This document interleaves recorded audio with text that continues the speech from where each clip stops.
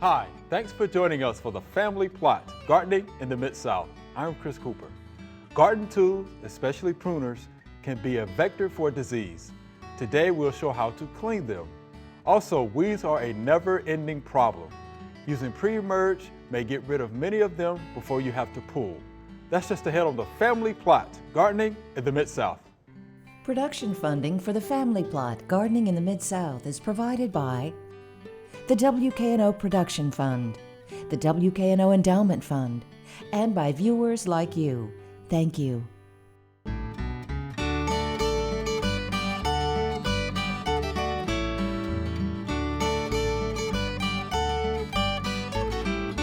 Welcome to the Family Plot. I'm Chris Cooper.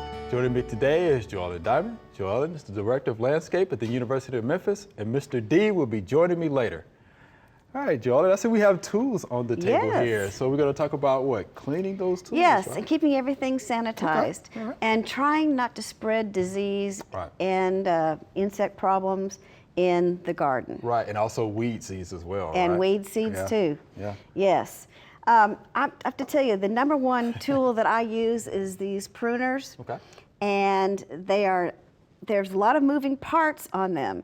So sometimes these will get loose, and you may need to have a screwdriver to tighten them or loosen them as you see fit. Okay. So always have a screwdriver around for that.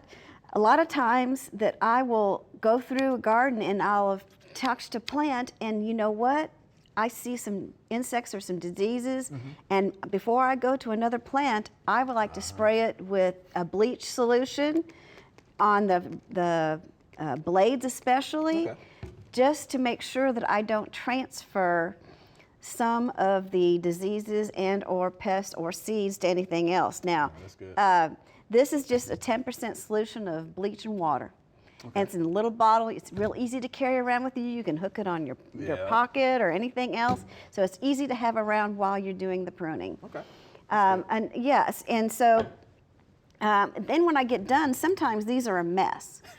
And so the first thing I do is I clean them off like I have here, but they're not quite 100% finished because sometimes with water, when you put water in and get moisture in here from plants, you need to do some extra care, and I like to use some silicone spray on mine and just spray the moving parts just a little bit here and there. And even on these, the part that goes between the two handles to keep them out, I like to spray that a little bit. And then you just kind of work them. And then, you know, look, that works really well, and I'm not fighting it. Right. It's just real easy. And of course, the other thing we need to do is make sure that our blade is sharp. And you have files, or different kind of files for that. You want to file by going with the blade to sharpen it. So you're gonna, and you will see that it turns shiny when you do this, and that's a good sign. It means that you've got a really sharp blade. And I like to do it like that. And then sometimes on the other side, it builds up a lot of debris. Right. So I like to file that and keep it perpendicular with it. Parallel with it. Okay. And just try to get the debris off of it. Okay. And you see it becomes shiny. I sure did. And then you can see that is going to be nice and sharp and ready for the next time that you want to prune. So that's what I do with these all the time. Because you want clean cuts, right? Clean cuts, a lot easier. Now this is an anvil style of pruner. I usually like the scissor cut, but this one happens to be very good. But debris gets in here. So I like to take an old toothbrush and make sure the debris is out of there before I then will then do the same thing with it. Okay. I've always, every time I probably sharpen this every time that I use it, because I like this to be really, really sharp. And again, you go with the blade, And when you're done, you know you're done because it's shiny. It doesn't have to be 100% shiny, but mostly. And if you have trouble getting in a small pearl, I like this little one, and sometimes I use it on the small parts of this. But I also like to use this over here because it gets in this area a little bit better. I want to make sure I knock off anything. I want that blade area to be clean and good and sharp. Yeah, good. And clean. then again, sometimes, now for the end of the season, this has got it's a little bit of hung up here. So again, the silicone spray, just a little bit here and there. And it makes it, a lot easier to move. It doesn't take much, but that also makes it a good tool to use the next time you need to use it. It's all ready for you. And one thing you need to keep informed with about these anvil pruners, you got to make sure this blade stays in this groove here and doesn't get out of it. Okay. Or else it's not going to work. Gotcha. So when you are actually physically cutting a branch, now these don't go more than a 1.5 inch diameter branch you should cut with this. Okay. So once you cut it, just keep going straight. Don't take it, and if you're having to struggle it and do this, because that will bend the blade and it won't be in the right groove for the anvil cut anymore. Okay. Now that's good. That's good. But the sharper that you keep it, you don't have to fight with it because it just goes through a branch like butter. No, that is good. So because I'm guilty of you don't do that. Yeah. Because you want to keep them nice and sharp and working in good order. Now then you have some other tools like this. This is probably the most used shovel that I have because I don't dig big things anymore. Okay. And also I spray this with bleach when I get done with it too, just to make sure that there's no diseases or seeds hanging on it. And now this is the end of the season for this. Okay. So I do like to keep it sharp. And as you can see, I have been sharpening it. Yeah, I can tell. And this one is sharpened this way. There's a little bit of a bevel on there. And you want to keep it sharp.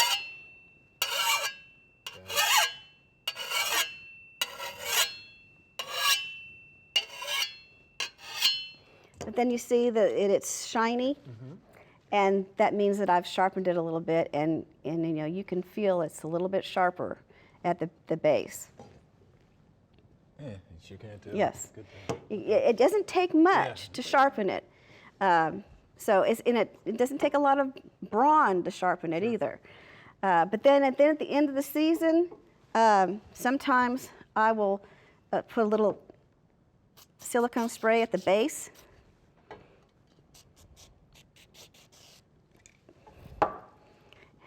And then, of course, this one happens to be a wood handle, so I like to use a little linseed oil. Yeah. I gotta pop it open. There you go. All right. It doesn't take a whole lot of this. And you simply see there's some wood spaces, and you just simply rub this on the wood handle all the way up and down. Yeah. And you see how it's changed colors and gotten shinier? And it doesn't take much. That's basically half done. And I guess once you finish with that, then you go ahead and store it? I just hang it in the garage, garage? In the storage. And if I ever have to use it again, I just want to make sure that I keep the blade at the end nice and clean for the next time I use it. And there we go. It doesn't take much. Doesn't take much. Doesn't take much. Joellen, we Yeah. appreciate that, and we'll let you finish up, with your other tool. But yeah, this is a good practice to do, as the season winds down, right? Yes. We appreciate that much. Thank you. You're welcome.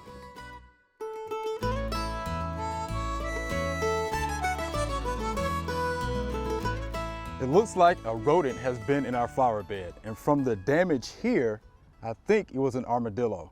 Armadillos like to root up your lawn. They also like to root up your flower beds, hence displacing your flowers. They're actually in here looking for grubs and earthworms because that is their diets. And as you can tell, it has scurried along the way here throughout the flower beds. If you happen to see the armadillo, make sure you don't handle it because it does carry the bacterium which leads to human leprosy. Even though they don't run that fast, you can run up behind them, but I would not suggest doing that. So again, the best way to do that is set up a wing trap, lure them in with bait, and that way you can get them. All right, Mr. D, let's talk a little bit about pre-emerge. Pre-emergent Yeah. herbicides. Herbicides. That's right. A very, very useful and important tool to use. I would agree with that. For homeowners and commercial farmers. And you know, if you don't believe that, then I would encourage you to treat half of your front yard with pre-emergent herbicide and leave the other half untreated. Right. The problem that probably most folks have with putting out pre-emergent herbicides is, you know, if they're doing it themselves, if they don't see any weed out there, they don't think they need to do anything. And if you wait until the weeds emerge, the pre-emergent herbicide is not going to do anything for the emerged weeds. Now that's not going to say that it's not going to help you. If you apply a pre-emergent herbicide after weeds have emerged, it will stop any more weeds from emerging. But the ones that are there will continue to grow. So you'll have to mix a post-emergent product with the pre-emergent product to take care of your problem. The timing is important. Yes, crucial. For, you know, mostly in the fall, you put out pre-emergent herbicide in the fall of the year to control winter weeds, and then in the spring of the year to control summer weeds. And in the fall, when temperatures drop below 60 degrees at night, that is when you need to control winter annuals, and that, you know, happens fairly early in many cases. In the springtime, when daytime temperatures reach 65 degrees Fahrenheit for 4 or more days, that's when you need to put that out. And I'm reading from a publication that a friend of mine, Dr. Fitzroy Bullock at Tennessee State University has put out. It's called Lawn Weed Management. It's a good one. And that information is in here. He also has some really nice pictures of examples of winter weeds and summer weeds, which will help you. It is important to identify what your problem is before you go out there and try to treat it. Know the weed. That's right. And some examples of summer weeds are wild violet, spurge, white clover, horse nettle, green foxtail, sicklepod, yellow nutsedge, Johnson grass, crabgrass, buckhorn, plantain, you know, carpet weed, things like that. Winter weeds, annual bluegrass is one of the toughest ones. Now, Thistle, musk thistle, Carolina geranium, wild lettuce, purple dead nettle, wild garlic, orchard grass, hop clover, henbit, chickweed, dandelion, and, you know, others. Many of the herbicides will take care of more than one species. A grass pre-emergent herbicide will not kill the broadleaf. The broadleaf pre-emergent herbicides will not kill the grasses that you're trying to kill. So in many cases, you're going to have to use 2 pre-herbicides mixed together. You need to make sure that the product that you use is labeled for the turf grass that you have. That is the most important thing, because if you've got put a grass material out that kills Bermuda grass in a fescue lawn, you don't want to put that out in a Bermuda grass lawn, right? Right. Because it'll kill your Bermuda grass. But there's a lot of choices out there. As with all pesticides, it's very, very important that you read the label. Yes. Very important that you properly calibrate your equipment, know that you're putting the right amount out there, because many of these type products, if you overdo it, they will kill the grass that you're trying to protect, or the lawn that you're trying to protect. So you don't want to, it's not a case where a little bit does a little good and a lot does a lot better. It's a little bit does a good and good too enough much job. will kill your turf grass. But you know, that's kind of in a nutshell. I know there are different formulations, they're granular products and they're liquid formulations. Which one would you prefer? Which one you think would be the best? Personally, I prefer the liquids because number one, they're cheaper. usually, okay. you know, on a per acre basis or per 1,000 square foot basis. I can do a better job of getting a more even distribution out there. It probably takes a little bit less water to activate it than the granular products. Sometimes granular products there are places that you need to use it, you know, around flower beds, or, you know, there are places you can't, you know, drag a sprayer and, you know, really small areas. The granular products, most of the time you can put out with a drop spreader, Yeah. a broadcast fertilizer type spreader, or even, you know, the spreaders rotary? that you put on, you know, you hold in your hand, Right. or there are those that you On your strap back. on and put out. But I think there's a significant difference in cost. Granulars are quite a bit more expensive than the liquid products. And the granulars have to be watered in, which is They've got to be watered in. Very- Almost all of them have to be watered in, and a quarter to half inch of water is important with even a lot of the liquid products that you put out. So the label will tell you that, and follow the label. Now, on the other hand, if you've got an irrigation system and there's a rain forecast like we have forecasts, you know, in the future, within 24 to 48 hours, then you don't run your irrigation system, because too much water can be a bad thing. That's You right. can leach it out of the Yeah. root zone. And you know, you got to, you know, pre-emergent herbicides, they don't necessarily keep a seed from germinating, but you know, when that seed germinates, it puts out a little stem and a root, and the pre-emergent herbicide, when it comes in contact with that, it stops it from going any further. you yeah, know. usually And- inhibits the formation of roots. Is Right. usually what that is. Right. And sometimes the granulars are easier for people to use, and for timing too, with rain events and Right, things. right. It's easier to, because you can have it down on the ground, and the timing to where the water has to be on it is not as critical as it would be with the liquids. It'll wait for you. It'll wait Yeah. for you a little bit. That's true.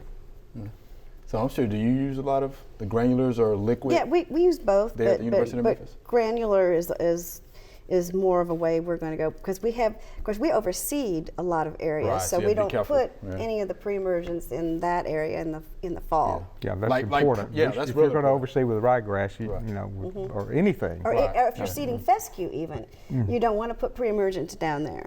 Right. Right. How long do some of the herbicides last before they have to be reapplied? And it usually will tell you that on the label on some of the products. Yeah, and that kind of brings up another point. You know, probably, I don't know, many of the pre-emergent herbicides, they recommend doing a sequential or split application, and that extends the length of Yeah. coverage. And I don't know, 4 to 6 weeks is kind of probably an average. It is. If you're looking at think so. trifurulin, it is. Yeah. But it just depends. I know the timing, because we have interesting falls and winters around Yeah, here, because we we do. don't necessarily get really the kind of steady, typical weather that a lot of the other parts of the country are in. So there's a more opportunity for weeds to germinate. So to ensure that that doesn't happen, and the same thing with the fall and the spring. Yeah. Sometimes they will have 3 or 4 applications of pre-emergence during the year at different times to try to hit those windows. And sequentials is usually better. And if you can go with more than one application. you One's probably not going to do the trick. No, one's No. not going to do the trick. No. It's going to be multiple applications, and then two. One will help. Yeah, one will help. help. Yeah, But it's not and then a lot of that too depends on soil type, pH, Yeah. soil And moisture, what you're growing and there. what you're growing. So Right. good stuff, Mr. D. We appreciate that. Real good stuff. Thank you much.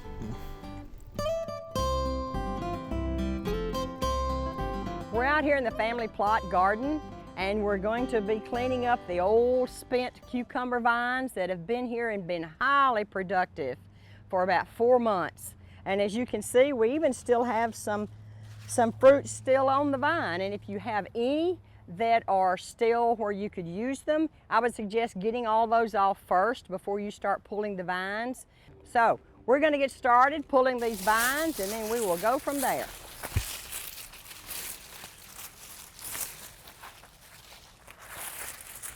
Okay, we've got all the vines removed, as you can see, and now we have a lot of the leaves laying down here, and they are absolutely probably diseased and harboring insects. So we're gonna rake this all out now. We don't want anything overwintering that could cause us problems next summer. This is what we call good garden sanitation practices. Okay, we have got it all cleaned up, and this is our pile of vines and weeds and big cucumbers that we are not going to use. So we don't want to put this in our compost pile because we could have some pathogens that overwinter, and then we put the compost back on the garden and we're just perpetuating our problem. So the thing to do is to just dispose of this another way, out of the garden, somewhere in a big garbage bag or something to take to the dump or something like that. So our garden's all clean and ready. All right, here's our Q&A segment. Y'all ready? Yep. Yes. Oh, this is gonna be fun. Here's our first via email.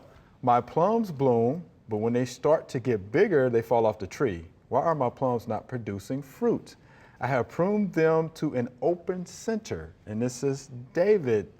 Well, Dr. Kelly, he's done the right thing, the open center to get the Right, sunlight yeah, down, but yeah. as they start to develop and get bigger, they drop off. Well, I wonder what kind of preventive spray program he's doing. Aha! You know, Okay. because there's plum curculio That's the that first can thing that comes to my cause, mind. That's cause the right. drop. That's So first thing I would say was make sure you're doing a preventive fungicide and insecticide spray program. Fruit trees are just have all kind of problems Yes, they in do. our climate, all kind of problems.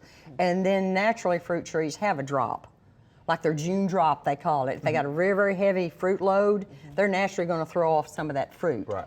So that, you know, the plant can maintain what it has. So that may be part of what's happening, but I suspect that it's a insect problem. I suspect it Yeah. as well, Yeah. the old plum curculio. Yep, it's a bad one. I can hear Mr. D in my head now talking about the plum curculio. Yeah. Yep. We'll make those fruit drop for sure. Yeah, Joe? yeah. And just most extension offices and states have their own spray program Right. for fruit Yeah. trees. Yep. I would consult that and then start using that program Right. for preventative, because all the spraying is preventative. Yeah. Right. Right. Not curative. Nope. Yeah, but preventative, yeah. So yeah, we have that, publication, in our office. It's the Fruit Tree Spray Guide, for your trees. I'll be happy to give you one. But yeah. So where is he? Does it have a location? Yeah, so we don't know where David is, but if he goes to his local extension Yeah. office, I'm sure they have a I'm sure they Fruit do. Tree Spray Guide, for him, because I do think it's the plum curculio that's causing the problem. All right, thank you for that question, David. Appreciate that. Here's our next viewer email. What is this weed? How do I kill it and keep it from coming back next season? This is Larry. So, Joe, what is that weed? What is it?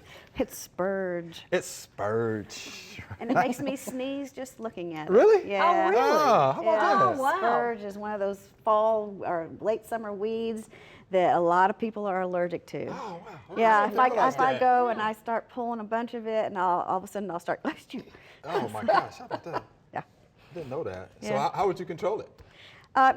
Because there's so many seeds, pre-emergence is really about the best way to keep those from coming back. Yeah, because it does reproduce by seeds. And of course, it produces a lot of seeds, Dr. Kelly. Anything you Yeah. want to add to that? Yeah, well, I'm getting it in my garden now. It is Uh-huh. a late summer thing, It you is. know, and there are jillions of seeds. So I actually hand pull them because do. they'll make a mat of foliage, will. real prostrate, but it's only one root. Right. So you can grab that thing and they're easy to pull up. Yeah, real shallow root system. They are, yeah. They're pretty easy to weed out. And then she's right, Yeah, you need a pre-emerge. pre-merge. Yeah, use the pre-emergence Yeah. for that. Yeah, if you ever break it, it has a little milky sound. Oh, it does, yeah. Milky spurge. Yep, milky spurge. That's the name of it, yep. And some people are actually allergic to that, if it gets on their skin and things like that. So It's in the same genus as poinsettias. How about Which that? have, the milky sound. Ah, yeah, Euphorbia, yeah. yeah. Well, the things you learn on this show, folks, that's some good stuff. But yeah, use the pre-emerge. And if somebody's probably thinking, hey, it's already there, I don't want to use a pre-emerge, there are 3-way broadleaf weed herbicides Sure, that you yeah, can use. that's true. Read and follow the label for that, but they're easy to just pull up. Easy to pull up. So thank you for that question, Larry. Here's our next via email. Is it safe to grow vegetables using moldy soil? Joellen, so what do you think about that? Moldy. Yeah, I feel her pain. Okay. I've You gotten feel her bags pain, of huh? soil, and they're in the corner. Part of it is all moldy, And, you know, I tend to not use it for what I'm going to, you know, like potting soil or for in the containers and stuff to my vegetables or mix it with this amendment. But I will put it in the compost pile or put it somewhere in the yard where there might be a low spot and I need some soil in there to make it up a little higher. I'll put it in there. I will use it. I'm not going to get rid of it because it's trying to decompose. So, I mean, that's nothing terrible about that, but I'm sure she could use it, but I usually just take that. It's usually only part of the bag, and I use it for other things and let it continue to decompose in other areas. Okay. Dot, what you think about that? Well, I had a lot of questions about her question because is she using potting soil that's molded, or is she looking at an area of her yard that's got moldy soil? And obviously, if it is moldy, that means it's too wet. So she does not need to plant in that area, you know, with vegetables, because it's obviously a slow draining and wet place if mold is growing there, you know. So, or, you know, if you're just going to get soil from an area and put it in your garden just to add more organic matter or something, you know, I would say there's not any problem with that, because there's going to be, it's going to die if you incorporate it in there, you know. So, I don't know. I mean, depending on the situation, I would say she could use it or not use it. Okay. But if I was if she's going to use container garden, then I wouldn't use it in that, because you don't want it to decompose in there while you're trying to grow vegetables. So I would just set that little part that's moldy aside and use it for something else. I wouldn't discard it. I still use it. Yeah. All right. Interesting, though. Okay. All right. Thank you much for that question. All right, Joanna, Dr. Kelly. Yeah. Fun. Yes. It's fun. Thank you much. Remember, we love to hear from you. Send us an email or letter. The email address is familyplot@wkno.org, and the mailing address is Family Plot, 7151 Cherry Farms Road, Cordova, Tennessee 38016. Or you can go online to familyplotgarden.com. That's all we have time for today. Thanks for watching. It's getting to be the end of the growing season. If you had any problems or questions about something that didn't go quite right this year, head on over to familyplotgarden.com. We have over 1,000 different videos on all sorts of gardening topics. We may have the answer to your question. Be sure to join us next week for the Family Plot, Gardening in the Mid-South. Be safe.